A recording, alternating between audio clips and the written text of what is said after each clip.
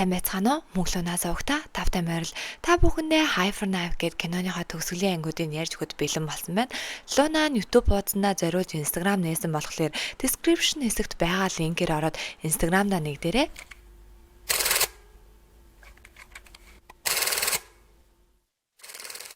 Сэвгийг гайхаа зогсож байхад нь дүүн нэрснээ ихчээ би им аваад ирлээ гэд ихчээгээ харж байсан зүг рүү харсан тэнд хэдэнд тусал цус урсчихсан. Харин толоос цагдаа нар ирж байгааг анзаарсан дүүн ихчээгээ газ чирээд хоёулаа тэндээс холдоо зуухтана. Харин Сэвгийн утсан дээр нэг мессеж ирээд байршил заачихсан мөн наанаасаа хурдан зуухт гэсэн мессеж. Тэр байршлаар нь яваад очисон машины түлхүүр хоригдсан байна. Түлхүүрээ аваад манай хоёр тэндээс хөдөлцгөөнд харин Сэвг маань хаа эмчтэр уцаар яриад чи сая юу гэд байсан бэ? Шиг амтан юугаа мэддгийг чи зүгээр л багшийн тодорхой мэдээллийг шинжилгээний хариунуудыг бүгдийг над руу явуул чам шиг тэнэг амтан аварч чадахгүй болохоор би авран заа юу гээл шууд хаа эмчээс уцаад аслана. Минь захирлын цогцын мөрдөгчнөр харанхуй гудамжнаас олно маргааш өглөө нь Аалан Ким эмч рүү чуу профессор залгаснаа би чиний явуулсан шуудан авлаа гэхдээ хитрхи цөөхөн юм шиг санагдаж байна гэсэн Аалан Ким эмч уучлаарай багшаа надад олж чадах нь л энэ байлаа гин нөгөөдг нь уур таалд нь худлаа шошго наачсан маш хүчтэй өвчин намдаагч тарианууд Сэвг хаа эмчийн явуулах чүү профессорын шинжилгээний хариу болон имран зургийг хүлээн харин дүүн ирснээ та чүү профессорт хаалгаа хийн үсттэй тэр хүнийг заавал аварна үсттэй ихчээ гээд л асууж ин харин нөгөө зургнуудыг харснаа Сэвг маш ихээр гайхан айгүй хэцүү байгаа гэдгийг ойлгож эхлэнэ. Минь захирлын биеийн задлан шинжилгээнд оруулна.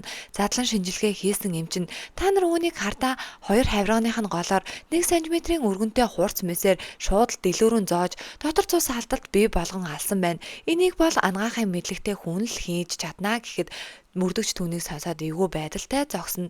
Тэрээр ажил дээрээ очин юу болж байгааг эргцүүлэн суухт нь нөгөө гудамжинд нь муухан бичигдсэн камерыг цагдаа нар шүүгээд байж гин.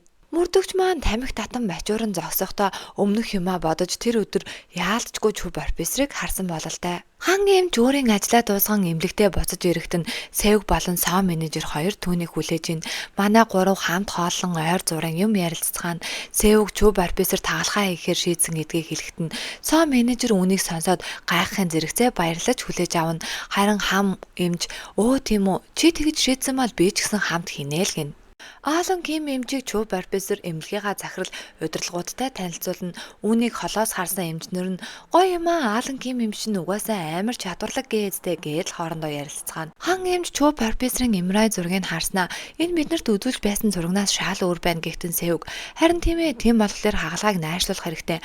Мөн хагалгааны дундуур артерийн судас солих үйл ажиллагаа явагдах байх гэснээр сонсон нөгөө хэд маань гайхацгаана. Харин эмнэлэгт энэ хагалгааны тухай гарчсан мөн хин хийх юм болоо Аалан эмч болон чүү профессорт хоёр хийх байхдаа энэ хоёр чинь шилдэг эмчнээ л гэж ярилцгаана. Энэ тагалгаа нь маш хүнд бараг л боломжгүй хагалгаа.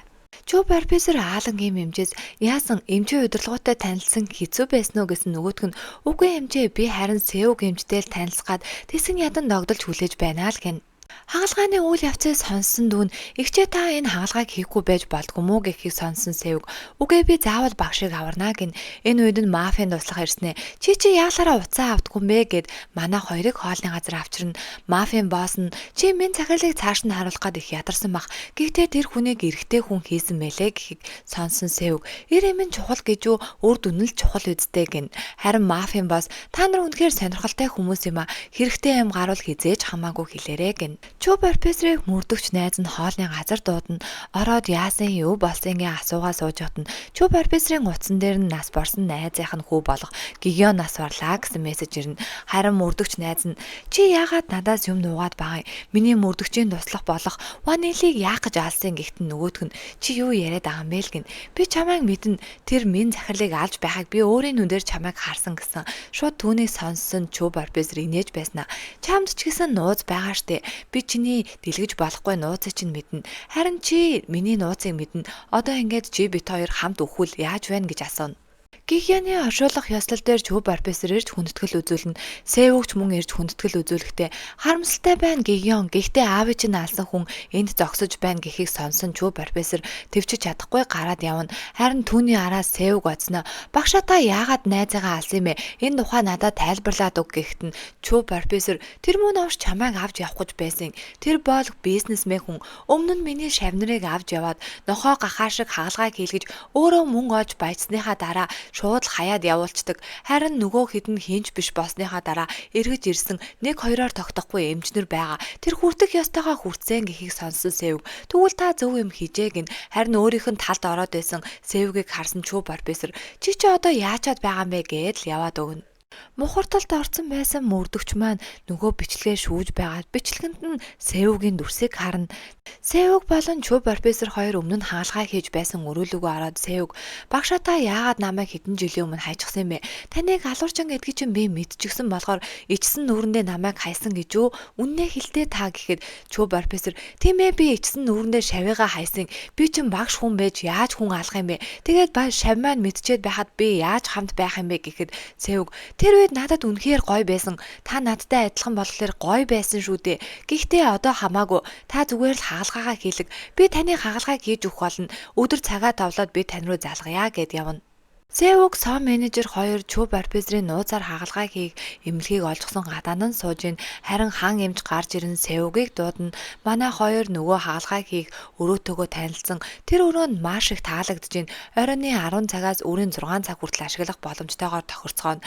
Харин сом менежерийг гадаа сууж байхад нь Чүү профессорын туслах эмэгтэй ирснэ. Би чамайг сайн танина. Хэрэг гарвал над руу залгаарай гэд өөрийнхөө нэрийн хуудсыг үлдээгээд явна. Энэ үед Сэвэг рүү цагдаагийн газраас залгах ба нөгөө мөрдөгч чинь уулзнаа. Минь захирлын үхэлтэй холбоотой зурагнуудыг үзүүлээд чи энэ хүнийг таньдаг үсттэй. Би чиний тухай нэлээд судалсан. Чүү профессор чамд юу хийснийг би сайн мэдэж ин гэхэд Сэвэг та намайг энэ хэрэг дээр сэжиглээд амуул гин.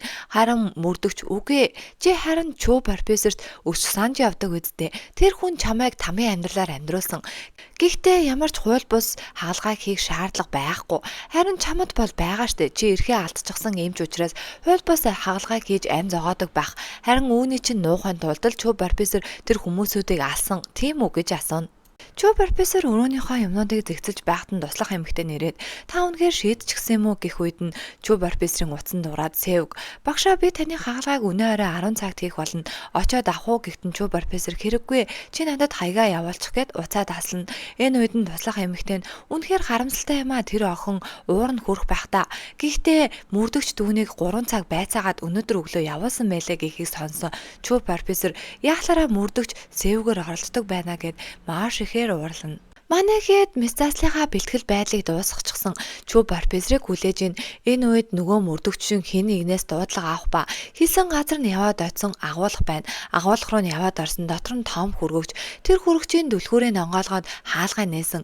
Өөрийнх нь мөрдөгч болох туслах цагдаа Ван Ил байна. Үүнийг хараад мөрдөгч маань тун их зочирдоно.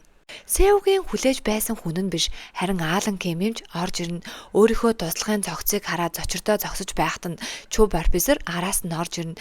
Тэгснээ энэ бүгдийг би хийсэн. Чиний туслах мөрдөгч чинь надад маш их юм ярьж өгсөн. Чи чин авилгад автсан цагдаа байсан юм байлээ штэ. Энэ бүхнийг үнэн эсхийг би мөрдөгчөөр хөлсөд бүгднгийн нотлох баримтуудыг олцсон. Чи харин одоо яамаар байна? Би тэр хууль бус хаалгааг хийдэг байсан. Мөн тэр хүмүүсүүдийг би бүгдийг нь алчсан. Тийм болохоор чи намайг байрахад Хоёулаа нэг тохиролцоо хий гэж ярина. Аалан Ким эмч өнөөдөр Чүү профессор энд ирэхгүй. Тиймээс энд ямар ч хаалгаа болохгүй. Чүү профессор өөрийнхөө хаалгааг хэн хийх хизээ болох вэ гэдгийг аль эртнээс төлөвлөжсөн гин. Харин Сэвэг яахлаараа тэгдгийг гэсэн Аалан Ким эмч Чүү профессорын өмнө нь хэрэгж байсан тариа болох маш хүчтэй мэдээ алдуулагчийг өгнө. Үүнээс болж мис заслын үеэр хүндрэл гарвал яах вэ гэсэн Сэвэг би яг одоо багшийг олж уулзах хэрэгтэй гэд уурлаа тэндээс гарна. Хан эмч болон сом менежер хоёртой уулзан энэ хаалгаа сарын дараа болох болно. Чүү профессор бүгдийг төлөвлөж өгсөн.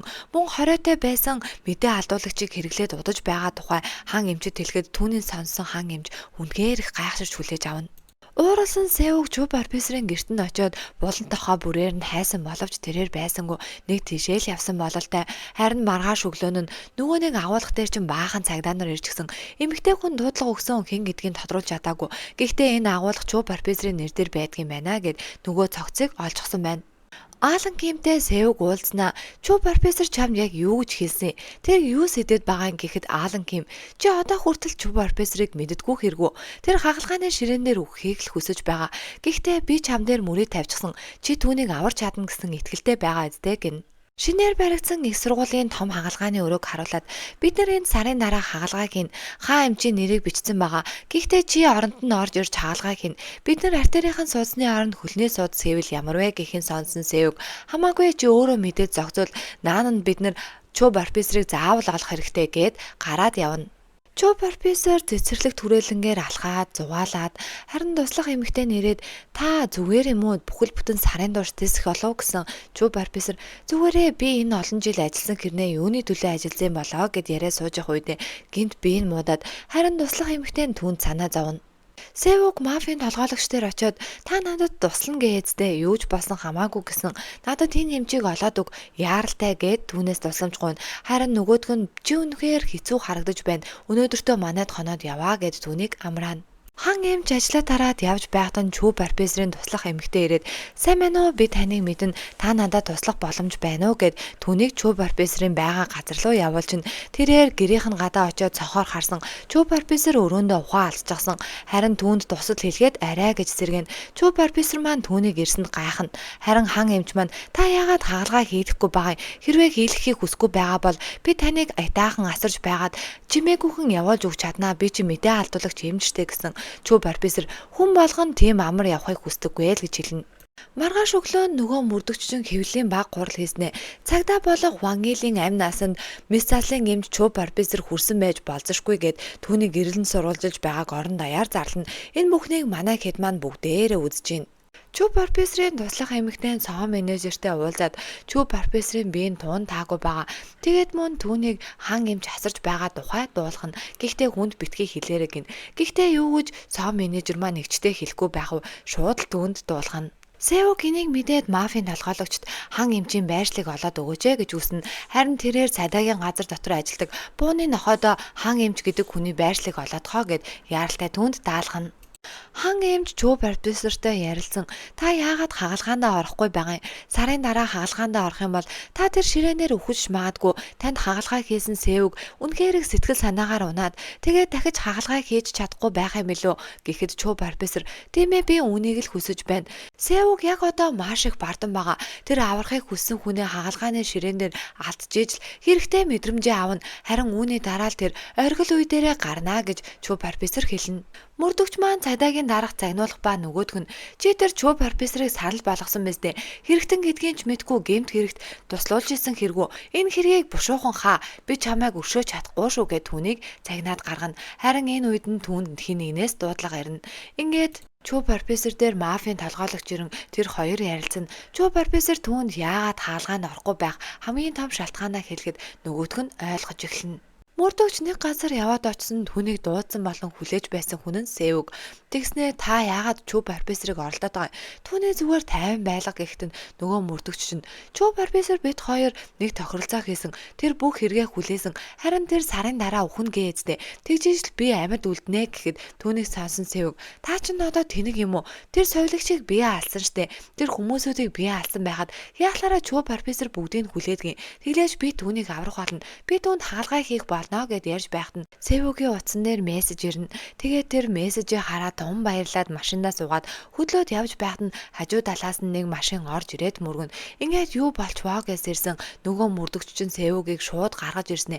Чи яахлаараа тэр Чү профессорд хаалгаа хийдин гэж шууд гарыг хуулах гэж оролдоно. Энэ хаалгаа хийх гэж байгаа гарыг чинь би хуглаад өгье гэсэн хөөхий манай соо менежер гарч ирээд их чи минь битгий цоод гэд их чигээ хамгаална. Энэ үед уураа барьж чадахгүй Сеуг шууд л хутга гаргаж ирээд нөгөө мөрдөгчий чинь замдаж аваад хүзүнд нь хутгаа зоогоод алчна. Энэ бүхнээ дуусны дараа шууд мафийн толгойлогч руу залснаа. Таны хажууд Чү профессор байгаа үстэй уцаа өгөөдгөө гэснэ. Таны найз нөгөө нэг мөрдөгч чинь миний хажууд уцаар ярих боломжгүй хэвтэж байна. Та яг одоо ганцаараа хүрээд ирээ гэд уцаа таслана. Чуу профессорыг ирэхэд мөргөлдчихсэн машин. Тэгээд машиныхын нард нөгөө мөрдөгчийн цогцыг хийчихсэн. Хажууд нь хөөх юм манай соо менежер аимшигтай болчихсон сууж байна. Манай Севг маань та ирж гисэн үү? Та надад туслах хэрэгтэй байна. Яг одоо хагалгаагаа хийлэг. Яагаад хагалгаагаа хийлэхгүйгээ зүхтаад байгаа юм? Та намайг яг яа гэд байгаа юм бэ гэсэн Чуу профессор. Чи ухаантай байж үз. Сарын дараа би хийлгэн гэж хэлсэн штэ. Энэ бүхэн чиний амсах ёстой зүйл. Би багш хүнийхээ хуваар чамд хэрэгтэй зүйлийг чинь өгөх гэж чинь гэхэд манай Севг хөөрхөө уйлж эхэлнэ. Тэгсэн Чуу профессор битгий уйлаа чи зүгээр л намайг өгсөний дараа наад нулимсаа гаргаарай гэд Севгийг орхиод нөгөө мөрдөгчийн машинд суугаад хөдлөнө. Цаг хугацаа өнгөрч сарын дараа Чүү профессорын хаалгааны өдөр товлогдно. Манай хэд маань бөөндөө цуглацгаасан хамаг хаалгааныхаа бэлтгэл байдлыг дуусгачихсан.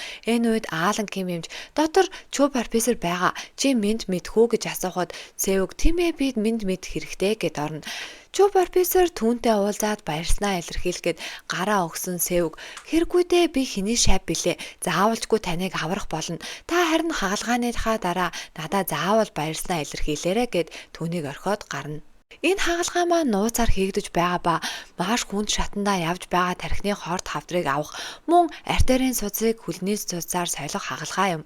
Энэ хаалгайг Севг эмч, Хан эмч, Соо менежер, Аалан Ким эмч, Хаан эмч нар хамтдаа хийж байгаа. Дүр солигдоод Чуу профессорын туслах эмэгтэй хэрвээ би байгаагүй байсан бол чи байхгүй байх байсан шүү гэд Севгийн 3 нохойг нь галаас аваад айл хизээний нууцчихсан байсан л юм шиг байгаа юм. Тэгснээ энэ хүн амар чухал хүн өөрөө эмнэлгийн дарга хэрнээ эмч нартэй итгэхгүй байгаа та нараар хийх хүсэлтэй байгаа л гин. Харин Севг маань багийнхантайгаа нөгөө мис заслын бэлтгэл байдалтай орчихсон. Хан эмч нөгөө хүн чинь ирэхгүй юм шүү гэсэн Севг үгүй дээ тэр ирнэ гин. Харин түүний шивээсний өнгө нь өөрчлөгдчихсөн. Хоёр тарих нь хоёулаа өнгөтэй болчихсон нөгөө хүнээ хараад баярлж агаар кино маань дуусаж байгаа юм. Энэхүү кино маань хаалгааны үеэр Чүү профессорыг аварсан уу үгүй юу гэдгийг үзэгч та бүхэнд таамаг болгон үлдээсэн гэж Луна нь бодож байна. Тиймээс комент хэсэг дээр өөрсдийн сэтгэлдээ заавал үлдээгээрэй. Мөн description хэсэгт байгаа Instagram хаягийнхаа линкээр ороод заавал нэгдээрэй. Кино маань таалагдсан бол лайк, subscribe дараад түгээж чадхаараа түгээцгээе.